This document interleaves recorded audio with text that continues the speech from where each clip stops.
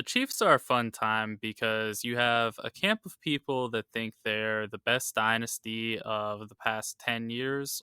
And then there's also people who think they're a dynasty of one championship and thereby aren't actually a dynasty.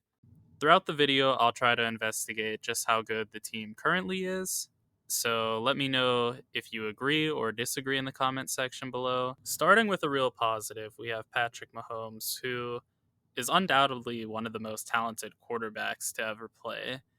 And if you need proof of that, one argument is that we consider him to have a down year this past season, and he still finished 13th in PFF grade and second in EPA.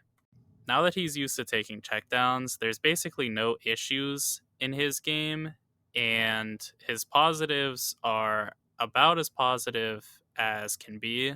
So with that said, I give him an A+. Moving to his weapons, they're a lot more nuanced of a discussion than he is, as there's a lot of blending of skills together that kind of forms a beautiful offense, as you have probably the best tight end in football still in Travis Kelce, who can just run routes at a wide receiver level and block at an above average level for a tight end. Marquez Valdes-Scantling gives you a clear deep threat. Juju is great in the short game, and then Isaiah Pacheco is a running back who's all gas and no break. And then to round it all out, you have Mecole Hardman, who's primarily a deep threat, but can also do stuff in the intermediate game. You have Sky Moore, who's a good run after catch guy, and Noah Gray, who's an all around tight end.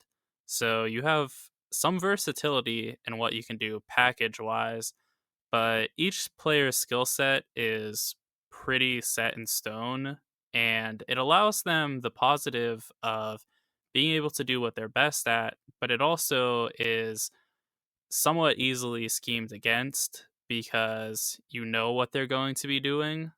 In the end, I give them an A because you have to scheme so much against Travis Kelce that it then leaves you in a situation where you're typically going to be one on one against the other players, and being one on one against them in a vacuum is perfectly fine, but being one on one when Andy Reid is going to put them in the best position to succeed is a different discussion. Moving to the O-line, Creed Humphrey leads what's, in my opinion, the best interior offensive line in the NFL. And that combined with Orlando Brown, who's a very solid tackle, forms what should be in contention for the best offensive line in the NFL. But unfortunately, they're held back a great deal by their right tackle, Andrew Wiley, who just can't get it together in pass protection and isn't much of a run blocker either. So he's a clear weakness that can be really attacked if there's a good edge rusher on the other team. With that said, though, they still rank third in run blocking and 12th in pass blocking, according to PFF. And that leads to them being ranked an A for me, as I think they are a really good group, but they have a clear weakness, which is not ideal for an offensive line. As we shift to the defensive side of the ball, if you're enjoying this video so far, or even if you're not really, please like the video as it shows me this content is appreciated, and subscribe if you'd like to see more content like this moving forward. Returning to the Chiefs and losing all sense of steam, we have their defensive line, which is Chris Jones, Carlos Dunlap, and whatever is left of Frank Clark at this point. I really would like to give them a solid grade just because Chris Jones is so great on the interior, but really after him, it's slim pickings. So in the end, I give them a C. Looking at their linebackers, there's a lot more to be excited about, not just for this year, but for down the line as well, as Nick Bolton, Willie Gay, and Laviska Shenault is a really solid linebacker core as is, but you also can factor in linebacker is typically a position that takes a while to enter your prime in, but they're all under the age of 25. So you have that, and that they're all athletic freaks, and that's a lot to be excited about. As it stands now, though, I give them a B, which is in part due to a still sort of lacking discipline where they can be more heat seeking missile than they are true linebackers diagnosing plays. And another thing is the usage more so than the personnel, where their defensive line is pretty weak, especially against the run. And that can be a bit problematic where it forces you into playing three linebacker sets more, which is problematic against the passing game then. And speaking of the passing game, their defensive backs are actually incredibly good.